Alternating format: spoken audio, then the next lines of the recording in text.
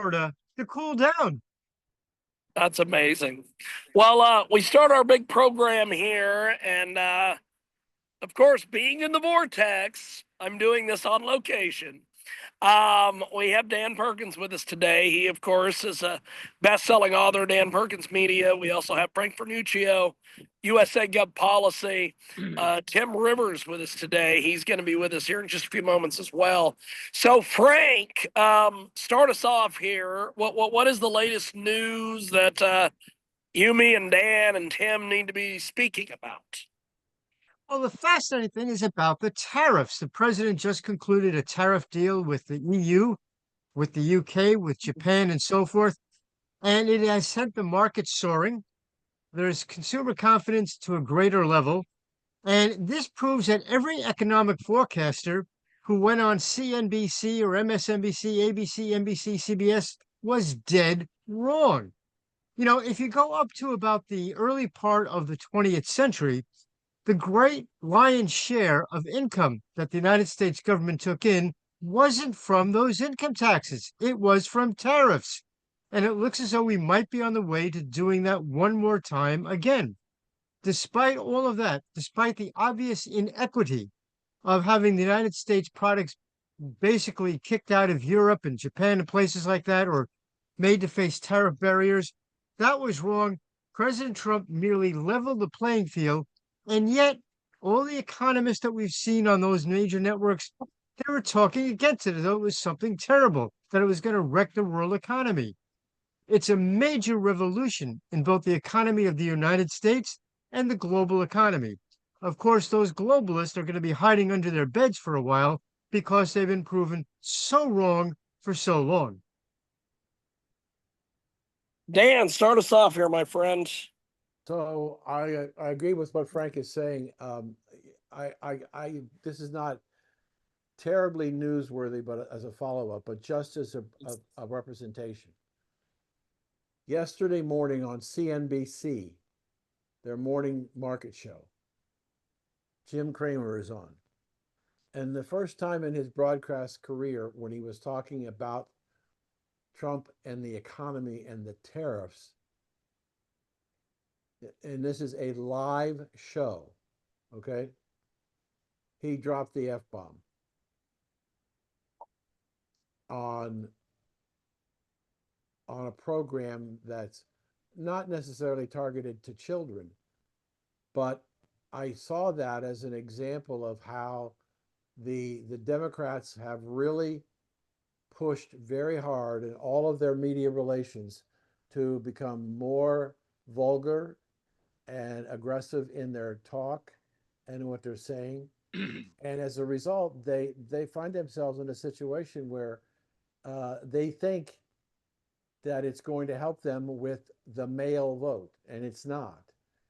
We had numbers that came out yesterday that the Democratic approval rating in Congress was at the lowest it's been in 35 years. And yet they're talking about winning the midterm election and taking back control of the Senate. They're smoking some kind of an illegal drug, because I don't know what's driving them. And they have a situation where, as Frank pointed out so well, the quick response. And I did a show with IQ about the time that all the discussion was going on with the tariffs, and the markets were crashing. And I said to people on many shows that, look, don't pay attention to the emotion in the market. Look at the fundamentals.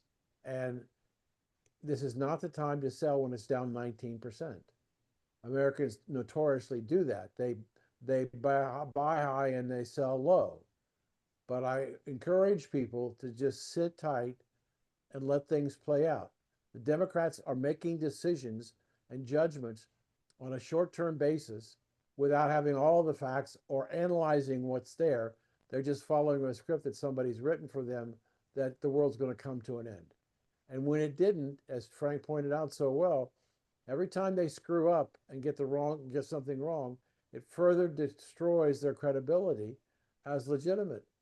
and I think that the recovery, those people who stayed the course and kept their portfolios intact, have seen record new highs in the S&P 500 and the Nasdaq, and the Dow Jones is right behind it.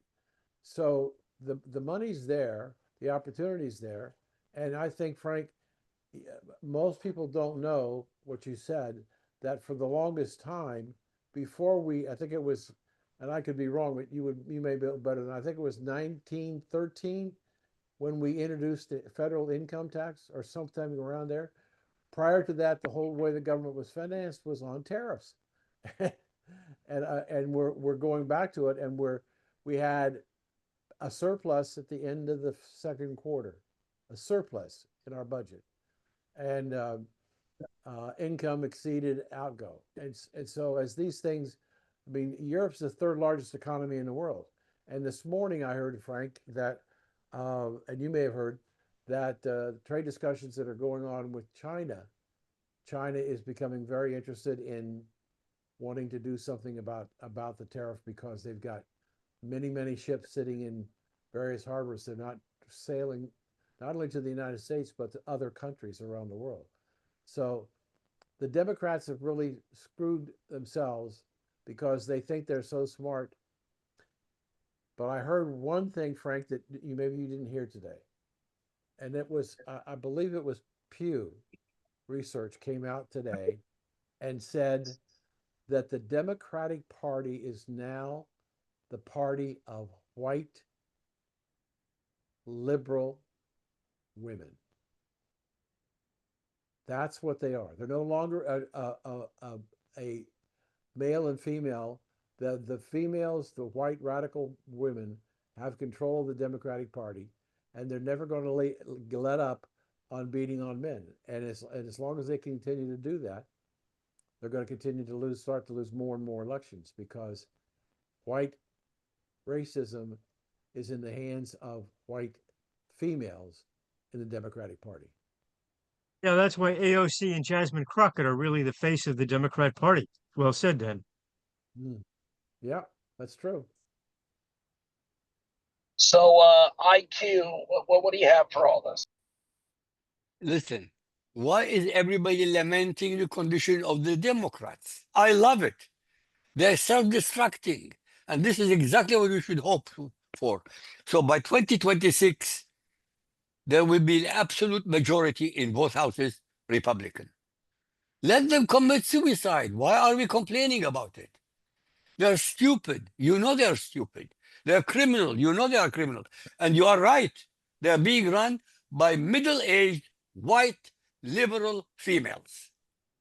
They are the ones who demonstrate against ICE. Almost invariably, middle-aged, they have no children, they have no husband, they have no boyfriend, frustrated women. Don't take my word for it. It's on YouTube 24 hours a day. Correct me if I'm wrong. Well, they might have girlfriends instead of boyfriends. But it's, yeah, it's an issue. And I think that what we're seeing is we're not creating all the pushback from I don't believe from the Democrats. The Democrats are doing it to themselves. They're opening their mouths and putting themselves in situations that make no sense. And it's because, and I heard this yesterday, and I think it's a great description. What Donald Trump is doing is protecting the American people. Not Republicans or Democrats, the American people. The example came out yesterday. Under the Biden administration, the Environmental Protection Agency, they felt that we needed a new gas can. So they put out the specifications for a new gasoline gas can, and they started selling them and telling everybody they had to get rid of their old plastic ones. And the guys who designed the gas can didn't put a vent in the gas can. So what happened is they started blowing up. And Donald Trump issued an executive order, I think yesterday, which said, okay, those Obama gas cans, they're gone. We're going back to what worked. That was plastic gas cans. don't use the other ones because they're dangerous, they can kill you. These are just simple examples of what he's trying to do to say to the American people, I'm on your side. He's trying to make things better for the American people with jobs, expanding economy, more wages, all these things, and bringing imports in at a fairer price, and also at the same time presenting an opportunity for exporting. So he's becoming a man, a president of the people, which is driving the Democrats absolutely nuts. I don't know whether you saw it over the weekend, Frank, but Chris Matthews was being interviewed Yeah. by Charlie Rose. And he said, I got to admit, the man knows how to get people motivated and get things done. And he's working for the American people. So this is a guy who was absolutely against Donald Trump from the very beginning, has now turned his colors to being a recognition that he's going to be, he is a great president. Yeah, and he was joined also to some extent by Bill Maher, a liberal commentator, who just admitted that he was pretty much wrong about tariffs. Bill Maher said, I thought this was going to be a disaster. It's obviously not. It's doing great. This is really should be seen in context of two of the key figures of the Trump administration. Tulsi Gabbard, a former Democrat congresswoman and former Democrat candidate for president. And of course, Robert F. Kennedy Jr., almost an iconic Democrat. The fact that these folks are now pretty much within the mainstream of the Trump administration indicates the big transition that has gone on. And as IQ mentioned previously, the Democratic Party is dwindling down to a small nugget of extreme radicals representing a very tiny proportion of the American population. The only thing the Democrats have going for them at this point is that sort of nostalgia, brand loyalty that a number of people still have to the Democrat Party name. They have soft, rosy images of FDR or JFK, but that party doesn't exist anymore. And as the facts become more and more clear, as the overwhelming evidence that this Democratic Party is not that Democratic Party, you're going to see more and more people ditch that brand loyalty and vote on the candidate, not on the party. Yeah, I agree with you. And I think that I, can't believe that there aren't people, Democratic leaders in the back room who are not discussing, are we going the right direction here? Because if we continue to get lower and lower approval ratings in Congress, how in the hell are we ever going to take over the House and the Senate? Because we're Democrats? I don't think so. So they're either living in a false dream that's going to turn into a nightmare after the midterm elections, if they lose things as it's possible for them to do. What's the future of the Democratic Party? And The I only don't thing think they have going for them is the fact there are certain areas of the country, the Upper West Side of Manhattan, areas of California, you could put Genghis Khan and Adolf Hitler on the Democrat line, and folks would vote for it simply because it is the Democrat line. they're voting for them because there's a D after their name.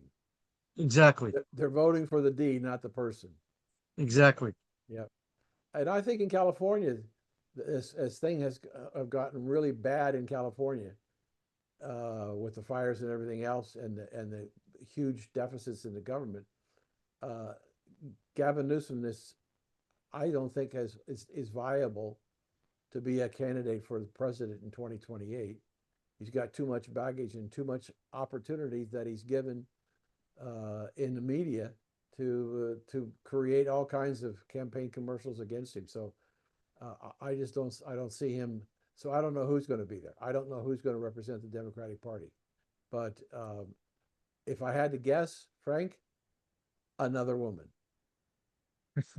Well, Dan, maybe perhaps you and those of us on the show today should make our fortunes for the next campaign, printing up bumper slogans that say, Make America like California, vote Democrat, and selling them to the Republican candidate.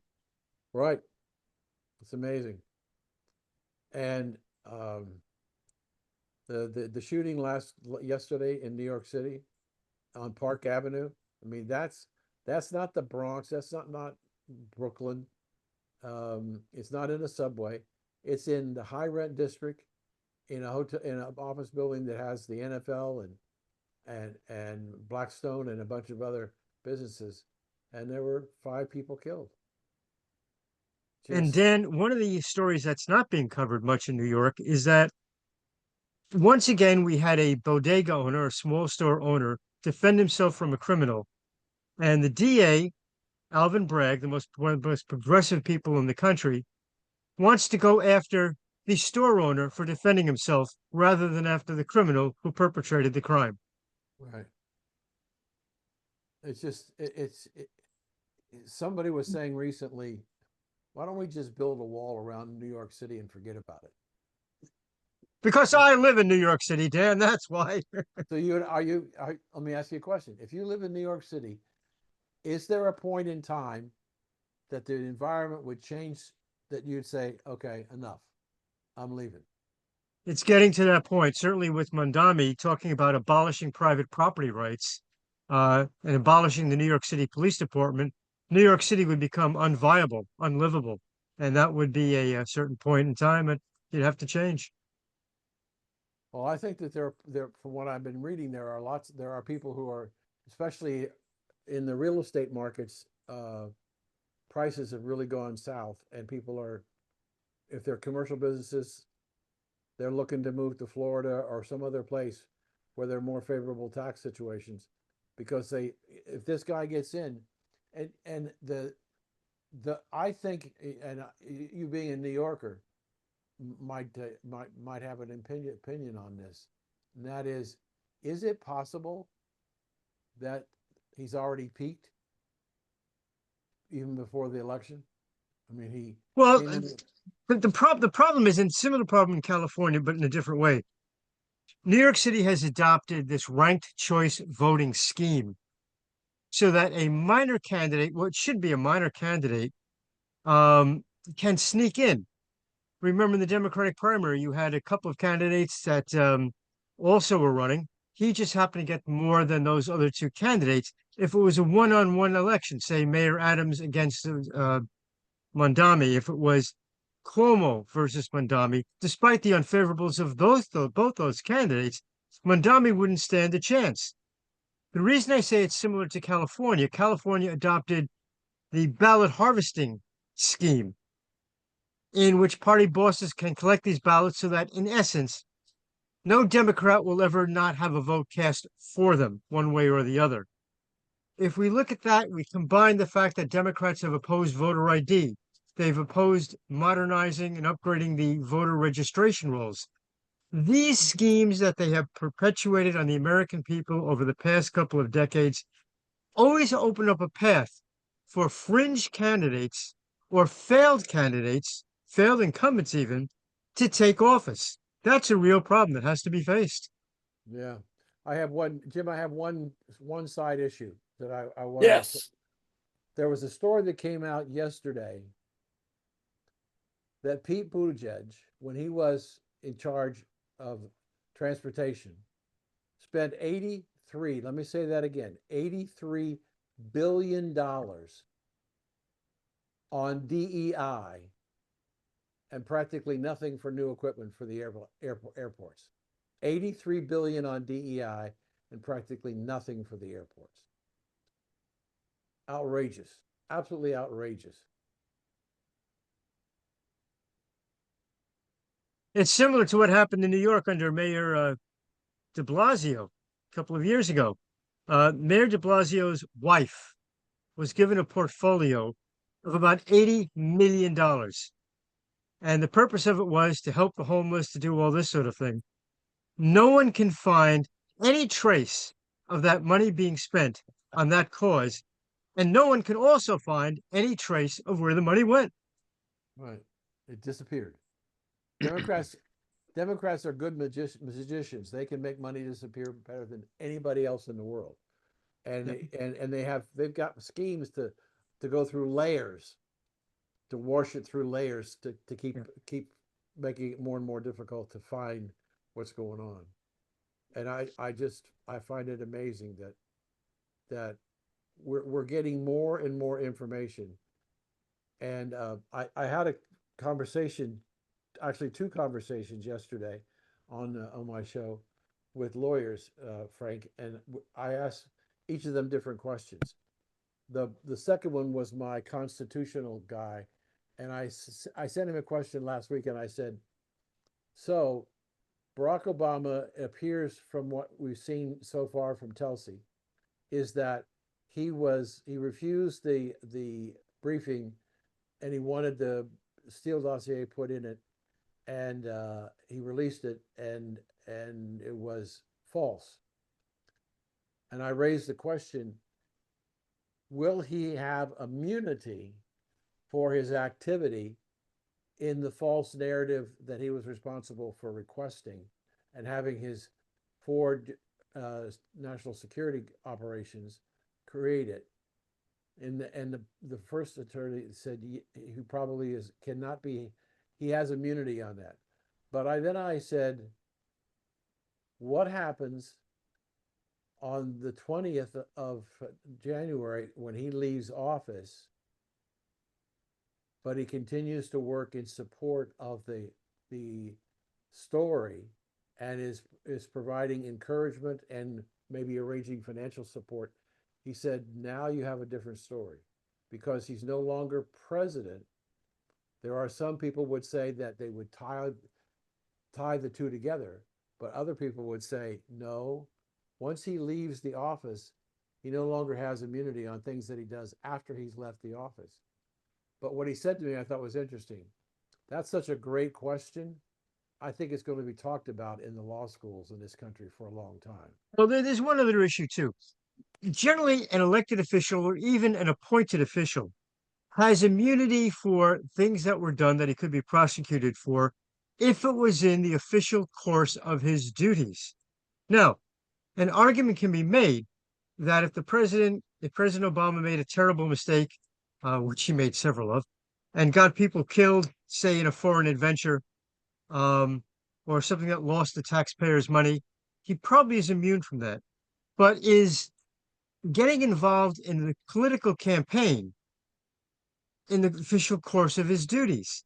And you can make an argument that that's not in the official course of his duties, and he might not be immune because of that. Then you come up with the second issue, which is statute of limitations. Now, there are statute of limitations that do apply. However, if you can prove that this was a conspiracy and there was a conspiracy to hide those actions, that would toll the statute of limitations. Mm-hmm.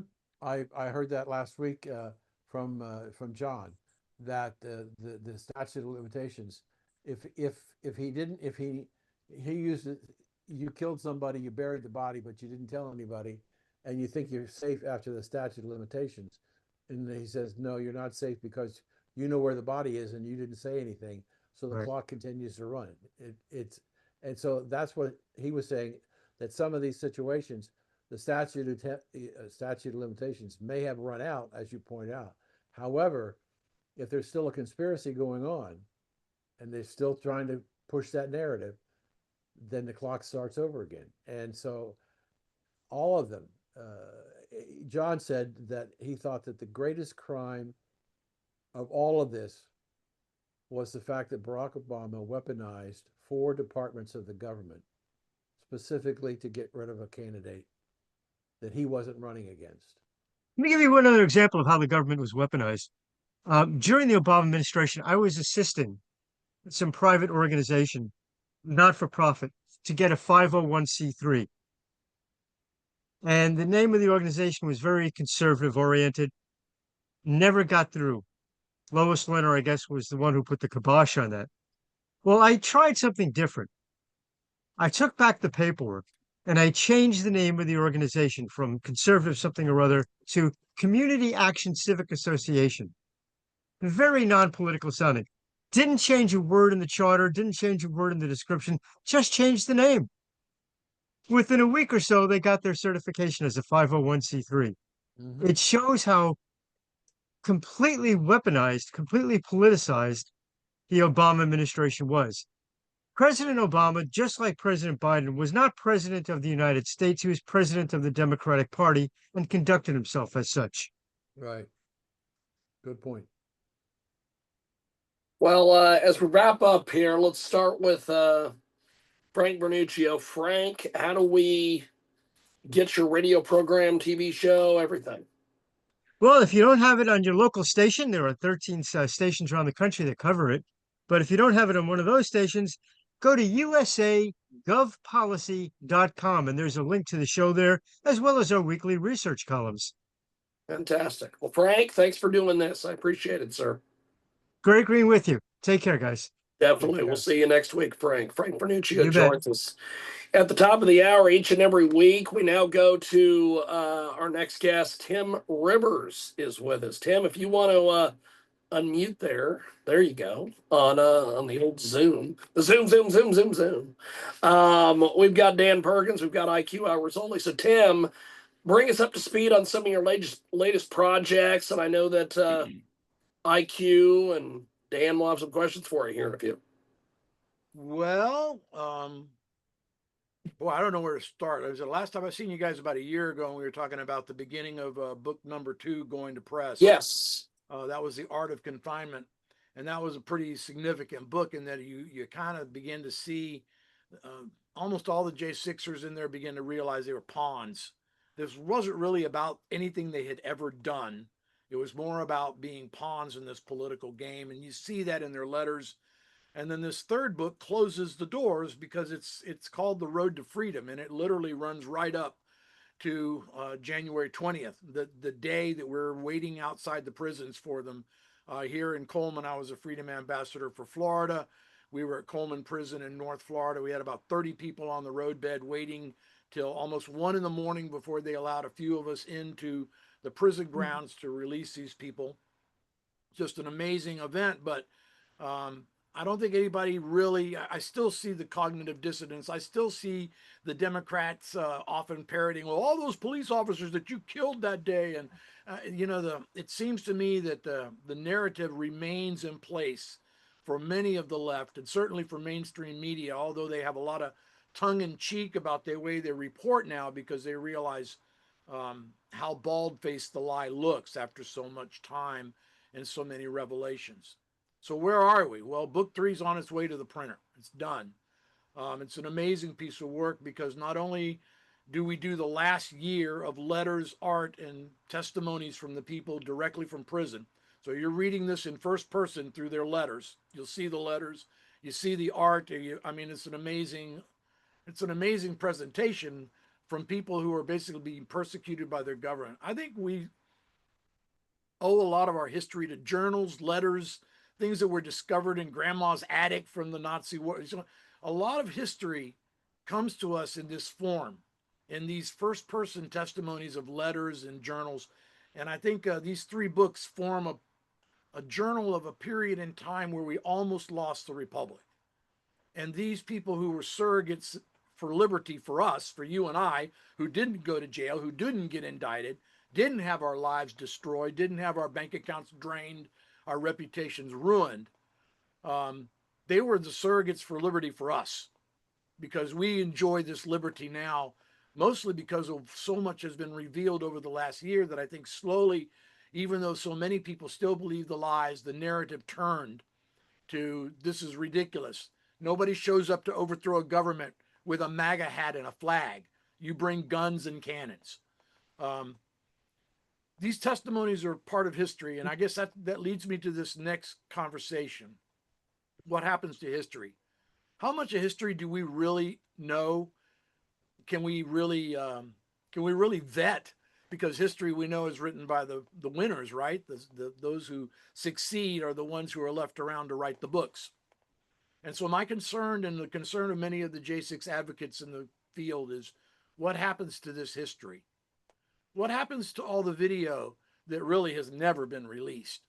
What happens to the thousands and thousands of hours of individual videos from cell phones and pictures, images? How about discovery that almost 1,500 defendants had access to? What happens to that? What happens to the court records? What happens to those that have been sealed by the court because of the infamy of what the judges and the prosecutors were doing, could never see the light of day and survive public opinion? What happens to that history if we do not preserve it? it will disappear. And the narrative can be rewritten any way they want. And so that's what we're up to now, is the National J6 Historical Archive Project.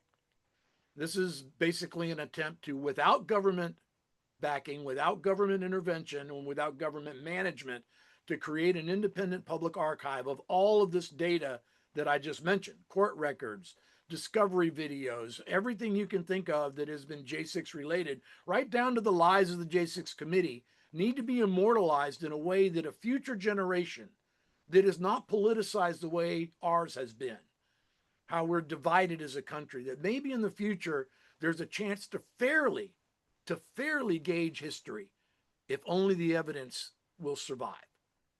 And so this is the J6 National Archive Project. It is an American project. It's not a government project. It's not a my project. It's not a nonprofit project. It is you, the people of America, helping us fund a national storage space to begin collecting this data in the first year. In the second year, we will make this available to the public with research tools so that people can understand, through direct interaction with real factual data, not media narrative, not lies of a J6 committee, not altered video with fake background audio. We will give you the real thing, and then let the public and future generations make their own decisions about what this was about and how people were treated and how close we came to losing the republic. That's a big project. You can help us really fast. GiveSendGo.com, a fantastic organization that has never turned away Christian or conservative advocates despite other funding sources shutting us down and taking our monies. GiveSendGo.com/J6 Archive Project. Real easy. J6 Archive Project. Send me a quarter, send me $1, send me 50, send me 50,000. I need 100 grand to have a space big enough to put all of this data. We're talking petabytes of data. Petabytes of data. So that's what we're up to right now, is preserving that. The books are part of that. The books are part of history. That's why we wrote them, so that this stuff could never disappear forever. And I believe the Archive Project will seal the deal in taking this to an entirely new level and giving you all of the information, and let the future and the public and academic researchers tell us what really happened. Well, let's start out with Dan. Dan, that was a lot. What do you have for Tim? I have a lot for Tim. Tim, I did an interview with Jake, who was in the jail in Washington, D.C. for 3 years in solitary confinement. And I did it on the prison phone, where every 12 or 15 minutes he had to hang up and start over again. And I happened to be just listening to that broadcast over the weekend. And if it's of any value to you, I'd be happy to send you a copy of that for your archives. I wonder about one of the areas that I have the greatest amount of concern is the fact that the J6 committee, the Democrats on the committee, decide to destroy the evidence. And I'm wondering if there's been any discussion or investigation as to, can any of that evidence that was not passed over to the next administration, which is the prerogative of requirement when you change administrations and you have a standing committee, you turn over all of your evidence to the new committee, but they didn't do that. I'm curious as to whether or not Mr. Trump can do anything to use the power of the government, perhaps the FBI and the Justice Department, investigate what happened to the material and see if any of it is available, because we obviously know that there was a lot of stuff that was hidden by the Biden administration and the Obama administration that Gabbard has brought to the attention of the American people, which is really quite shocking and revealing about how the government operated. But it seems to me it is, as I was saying a few minutes ago, this attorney that I was talking to, interviewing yesterday, was saying that the major crime is how the Democratic Party had weaponized 4 agencies of the government, primarily national security agencies, to deal with not only the January 6th, but the Steele dossier, and to circumvent the rules and the laws of the United States for a purpose that was not in the best interest of the American people. I think you have to look at something. Turnabout seems to be fair play at times, right? What happened with the January Sixers is that the DOJ took control of a law that was put together for Enron, actually, that had talked about once you're under investigation, once an official federal investigation has been opened, and you know about it, if you destroy records or you try to hide them or anything of that nature or alter them, you're interfering with an official investigation. That's called the obstruction of an official proceeding, 1512C, that carries a 20-year felony sentence with it. And that's what they used to beat most January Sixers into submission, threatening them with that in exchange for taking pleas of lesser crimes. And then in many cases, those who stood firm were actually charged with that. And it took the efforts of a number of advocates, including Trennis Evans and Condemned USA, and a number of incredible attorneys, to overturn that, to present the case to the Supreme Court, to overturn the fact that 1512C did not apply to January 6th. But you know what it does apply to? The official investigation of the January 6th Select Committee. If you destroyed records and you knew there was an investigation and it had been opened, as the committee indicated they had, then you violated 1512C. And it doesn't matter if I can find the records, if I can prove you destroyed them, you're guilty. I'm wondering if turnabout seems fair play to the American public. Well, I was listening to what you were saying there, and I'm thinking about Hillary. She was under a subpoena from the Congress, and she destroyed tens of thousands of emails under a subpoena and was never charged with anything. I don't know if how far the statute runs on that, but it certainly would not have run out on the January 6th, the elements of the January 6th committee. And I think there's a general feeling that there's traitors, not only to the party, but to the nation, who participated in that. And by traitors, I mean you committed treasonous acts.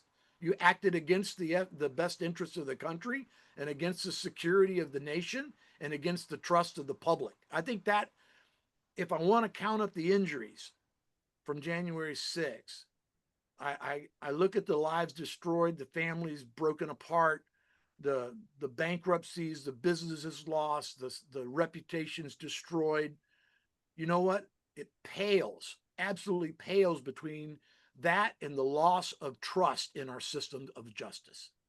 That was the true damage from January 6th. And I'm not sure we can undo that unless we see justice being done. And I believe those people should be brought to justice. And I believe it should, if we can't find them guilty, we should at very least find them censored and remove them from ever serving in public office again. And that's a personal opinion. You have a situation where January 6th is one example, it's a terrible example, but one example of how the collusion between the Democratic Party and the news media created an event that wasn't there. And when Nancy Pelosi said there was an insurrection, the news media picked it up. And as you said, you don't go to an insurrection with flags and hats. And the idea that there was ever a potential insurrection, but they convinced the American people by hammering it day after day after day that this was an attack upon the government and our government principles. And we're seeing that in today. We've got the Democrats again, as we talked earlier. The Democrats were the ones who were screaming and yelling about the tariffs and the world's going to come to an end and we're going to be in recession by the 4th of July and people are going to lose their fortunes and their houses and everything else. And the news media jumped on that and just followed it and hammered it, and it didn't happen. You know, and I wonder how many times can the little boy cry wolf when the people will no longer respond? How many times can the Democrats mislead the American public when the American public ultimately says no more? Um, I listened to you guys earlier. I can't argue that the Democratic Party has lost their moral ground completely, and their approval rating is down in the 20s somewhere. There was 27. I think it's been down to 23 as a low spot. Um, and the young people are demanding a rebranding of the party. Young Democrats don't want that image to be sticking to them. And I think I'm not sure you can rebrand something that's been this badly damaged. Um, but there's a future where they are not gone. It's called 2026 and 2028. Uh, there's a future where these people are still around with their votes and their ideas of socialism.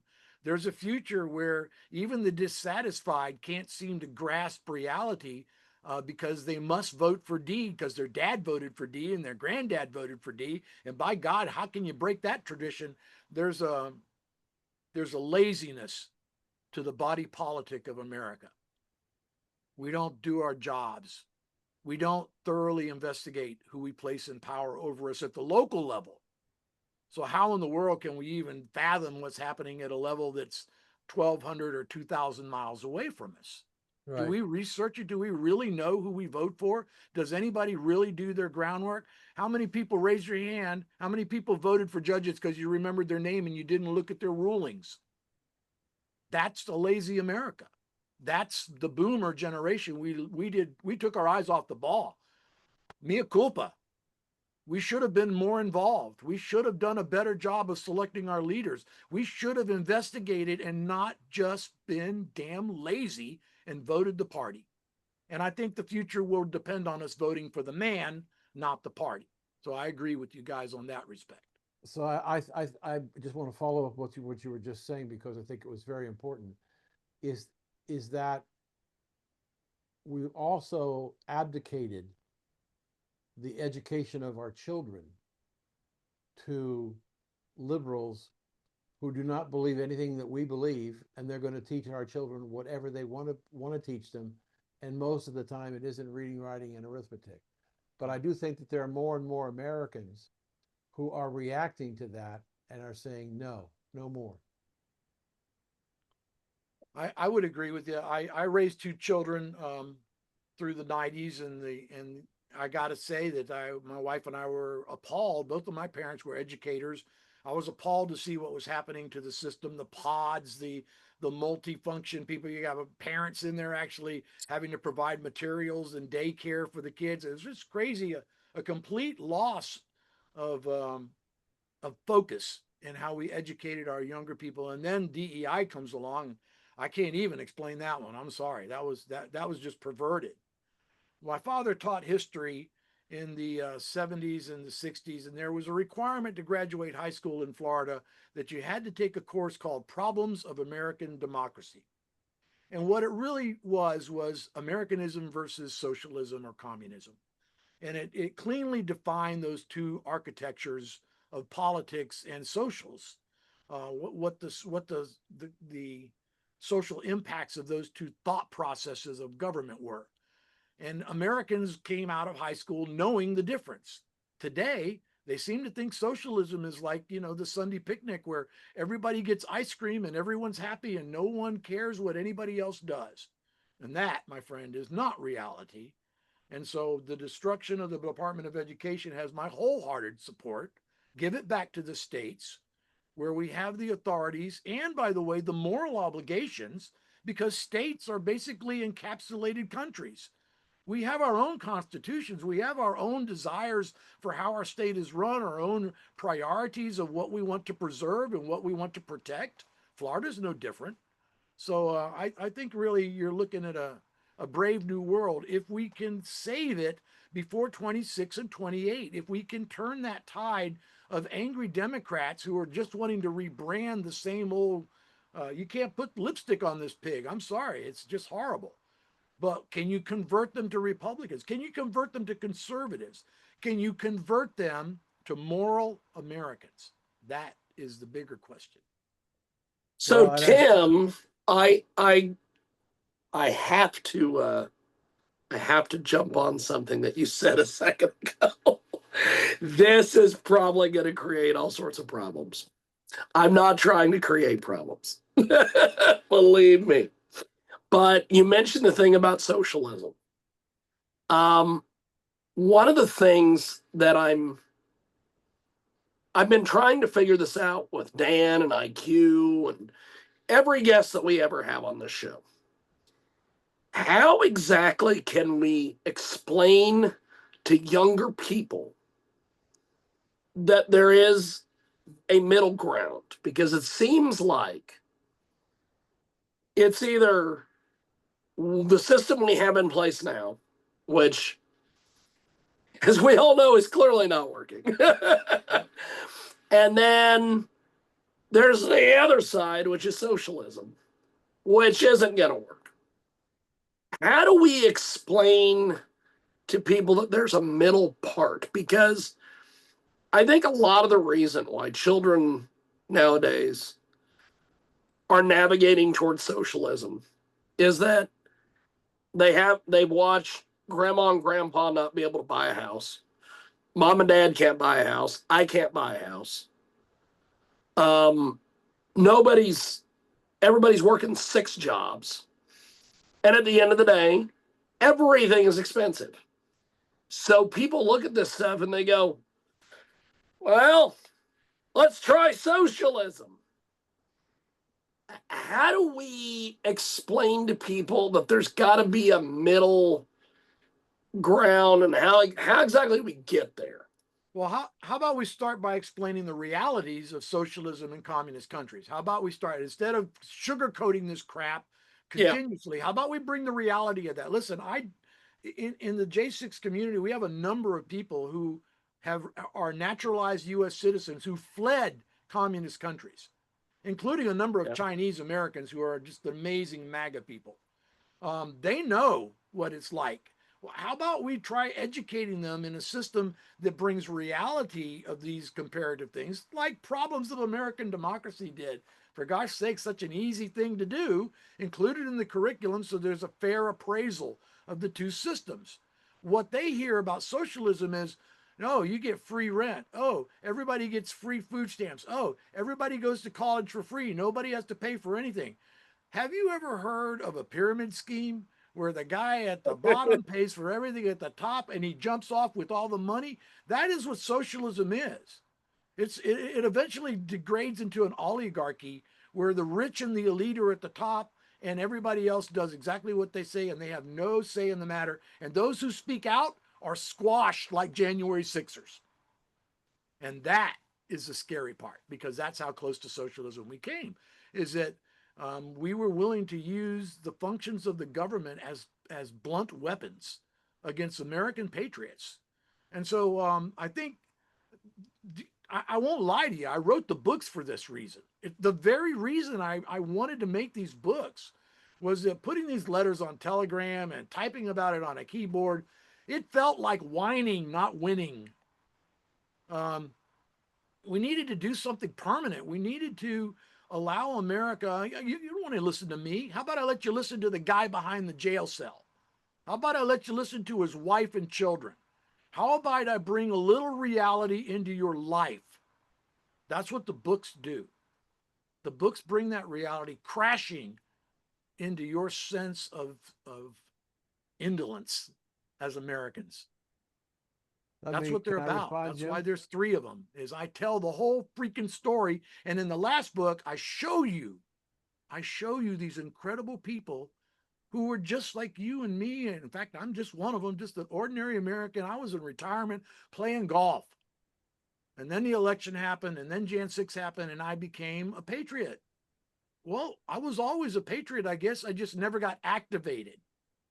And when something important enough, like your children's future, gets in the game, you can get activated pretty easily. And the books are meant to do that. In the last book, I show you these individuals who became activated and became the core of the January 6th advocacy, who wrote the Pardon Project, who stood outside the prisons and rescued these people, who are rebuilding their lives in the J6 Road Home program, and who are preserving the truth in the J6 Archive Project, and who will bring those testimonies to you the way the January 6th committee is scared to do in the J6 Historical Panel of Inquiry, whose first session starts in 45 minutes. So James, I would like to add to that. Yes, go, I my I man, go. I think I personally think that I agree with what Tim is saying, but I would like to add a different dimension. You can't teach about communism and socialism until and capitalism and the American way until you teach the history of our country. People Agreed. have to understand where we came from, whether we're immigrants or not. We're not teaching the history of America. If we build a foundation underneath the next generation of children about America, its greatness and its flaws, but how it came to be formed, how it's operated, and how it's adjusted to the needs of the citizens over the 250 years, we then create a basis by which we can talk about attacks against that, whether it be communism, socialism, whatever. But we don't have, we build a house on sand because we don't have a solid foundation of understanding the Constitution, what the founding fathers were trying to do when they established the Constitution and the Bill of Rights, and how it's a living document that's been modified over the 250 years to reflect what's going on in our country. We don't teach that anymore. Nope. And so I would like us to be able to compare and contrast socialism, communism, and capitalism, but I think we need a better foundation for who we are as Americans and where we came from and what we stand for as a country to educate our children, because they haven't been educated for a long time into America the greatest. And look what they've been erasing. I mean, look at our past. You know, listen, I don't care if you don't like what happened during the Civil War. It's history and there are lessons there. So what do you want to do? You want to take the lessons down and destroy them? You want to make that memory go away so we repeat the mistakes of past? No, I agree with you. And it's why the book is important. It's why the archives are important. It's why this historical panel of inquiry is important. We need to preserve the true records, because so much can be easily erased, redacted, and rewritten, as we Right. well know. Like you said, we don't know the true history of America. Why? Because the winners wrote it, not the Right. losers. Right. IQ, you have been very silent, my friend. Because I'm learning, I'm learning, I'm learning. But listen, there should be a rule by the government today, United States government, by Trump, that the Constitution of the United States of America and the history of America should be taught in every single school in the United States of America, bar none. Nobody will be excluded. It has to be taught from the very beginning of their education. And we wait and see. I It's know got to be Dan and I did it. mandated. It's got to be mandated. That's it. Yeah, it was called civics, and you had to take it or you couldn't graduate from grade school. Fine. So put it back again. Implement it again. It's got to be civics. Yes. Because most, as you said, most of these people never spent a dime in time, not even a second, to find out what the history is all about. People don't do that. People are, as you said, indolent, stupid. They listen, they think it sounds good, and they follow that sound. When I was in the 50s, when I was in elementary school, we had American history was a subject matter. Yep. Classes on American history, our country, and you learned a lot about and I was for almost 18 years a merit badge counselor for the Boy Scouts of America for Eagle Merit Badges, and I chose to use the founding documents, the Constitution, the Bill of Rights, and as part of one of the merit badges that I was doing, community service. And so, but I always found that a lot of young men didn't know a lot about the history of our country, and I love history. I love to study the history of the Civil War. In fact, I've got a new novel coming out soon that is on the Civil War. Uh, we if we don't understand where we came from, then how are we going to know where we're supposed to go? That's what history does for us. I think that's the importance of preserving. Unfortunately, I see January 6th as a momentous moment in contemporary American history. And not just January 6th, but the theft of the election, the locking down of America, the lies, the deceptions, all of these things have taken place in a microcosm. And American Gulag Chronicles has really taken the role of historian.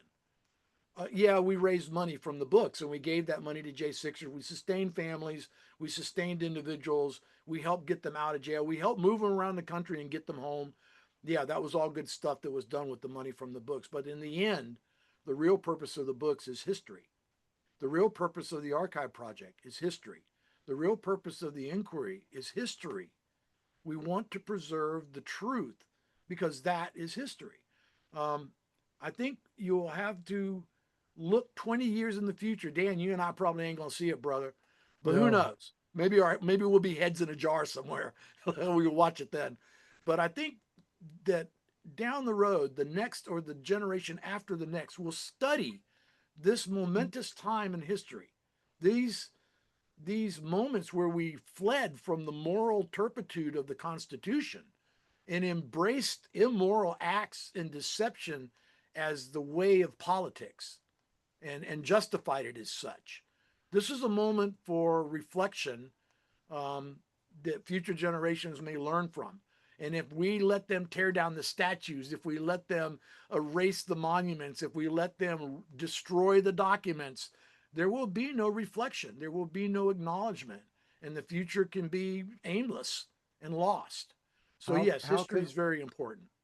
how can a country survive longer term when, as its public policy, they killed 65 million of their children?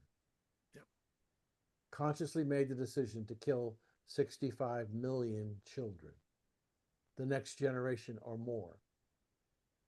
That's the moral, one of the moral dilemmas, because if we say it's all right to kill children, then we have to begin to think about what else are we corrupt in our moral judgment. I am a ULC minister, but I don't preach a lot. That's not my calling. My calling is more service. Um, and I often reflect on what has happened to the American soul, not the spirit, but the soul. Have we turned away from our Judeo Christian backgrounds and become so polyglot that we can no longer appreciate the majesty that has placed us here, or our responsibilities to be adequate representatives of that power? Is there no longer a sense of morality, of purpose, even though it's enshrined in our documents and our founding ideals that people are willing to follow? You're right. We got to start back at the beginning. We need to take the next generations as they come through grade schools. We need to restore civics. We need to restore history, true history, in all its ugliness, all of Mm-hmm. it, because it's all lessons, every single one of them, the good and the bad. And maybe the next generations will save the republic again. But I feel that we are not out of threat, that so many people have breathed this long exhaling sigh and go, boy, that was close. Mm. You got no idea. It is so close. It is still at your left ear. The wolf is at liberty's door always. That is why the cost of freedom is eternal vigilance, not temporary. And like I said, I think we boomers dropped the ball. Tim, correct me if I'm wrong. Not a single person who was convicted at J6 of insurrection. Am I right? Not That's a correct. single one. No But one, this should be nobody. number one. This should be number one in the book. Not a single one was convicted of insurrection, although the media and the politicians spoke of insurrection. IQ, I really hope you'll find the books, and I'd be more than happy to autograph one for you, because I didn't write them. The J6ers wrote them. They talk about what you're saying. They tell you that they were not insurrectionists, that they were not convicted nor charged.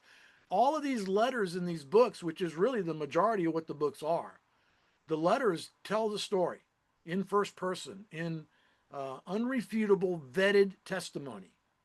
And so I think that's an important point, that the government overreach here, and that's what we hope to reveal in the panels of inquiry as we invite January 6ers. I've got a document here in front of me for 2 that will be on tonight's hearings, who will testify to the neglect and the medical abuse within the BOP, which actually saw them witness deaths while guards stood and watched, from medical neglect and from medical conditions that went untreated. And the stories are horrific. And you and I are complicit because it's our dollars that pays for this. And we've allowed it to happen, and we don't even care. We don't even look closely. So I think that's, again, the job of history, is to reveal those things and to make them permanent so that their lessons are not forgotten. We've just scratched the surface. We don't have near enough time to talk about what's happening with the BOP and the DOJ and the amount of traitorous and treasonous activity that's taken place over the last maybe as much as 10 years, but certainly in the last 4 years. So I just urge you, these books are very important. When you buy the books, you'll also be helping January 6ers. You'll be part of the Gulag army that's trying to help these people get their lives back, their reputations, their families, their homes, everything. They've lost it all. For what? For our liberty, for pointing out that this government was willing to do anything to seize power and hold it. Right. And that woke America up, so that in November we turn that tide. Will we turn it in the next November election? Will the midterms see us control Congress or lose it? I don't know. Tim, are these books available in audiobook? They're not, because it's very hard. I actually tried to think, could I get the original writers to actually do their own letters? And it would be an amazing undertaking. Some of these books have over 100 and something letters in them. But I think what you'll see is that they are available on Kindle in digital form, but when the 3rd book finally hits, you'll be able to get the entire package of all 3 books with some very special gifts that go with it, that are commemoratives of January 6th, because I don't think people should forget the price of all of this, what was really lost, not just in human lives, and because we had many deaths, not just in human lives on J6, but the suicides, the 11 people who died from suicide afterwards. Matthew Huddle, who tried to take his own life but was killed by a police officer because he was released and trying to drive home in a car without a license, after being released from prison. These are horror stories that nobody will tell you about. And so they're preserved in the books. When you buy the books, you're preserving the stories. You're preserving history. Read them to your children.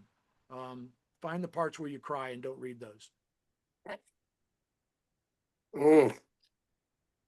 So, Dan, as we wrap up here, how do we get in touch with you online and everything else? DanPerkinsMedia.org is my television and radio show syndication. The radio show is also on AM/FM 24/7. My nonprofit is Songs and Stories for Soldiers.us. And you can also get me on Rumble and on Your News. And I'm continuing to work on the memoirs, and it's an amazing book for this gentleman. So, IQ, how do we get your books, my friend? On Amazon, Lifting the Veil, The True Faces of Muhammad and Islam. It was a fantastic show today. And Tim, I wish you the very best. I'm going to order the books when you have all 3 of them. Awesome. Very good. I think you'll enjoy what they have to say. I'm sure I will. Yeah. I'm sure I books will. are available at lettersfromprison.us. Fantastic. No problem. Well, Tim, you are amazing. IQ, Dan, thank you guys. And we will Thank talk you. to everybody next week. See you. See ya.